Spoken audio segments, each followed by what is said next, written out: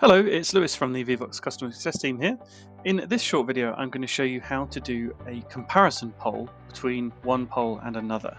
So let's say, for example, you're running a training session or a lecture, and you'd like to track how people are taking in the knowledge that you're sharing with them throughout the session. So track how they've learned.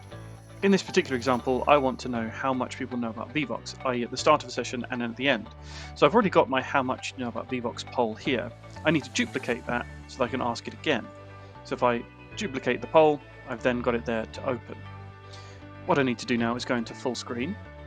And I've already asked the how much you know about Vevox poll, so I can show the results here. If I then want to ask the poll again, I just go next poll. So let's say we've done the poll once, we then share our content, share our knowledge, and then we ask the poll again at the end. Open that next poll, and I'm going to select I'm a pro for this response. If I close the poll, you can see that my results there, it says I'm a pro.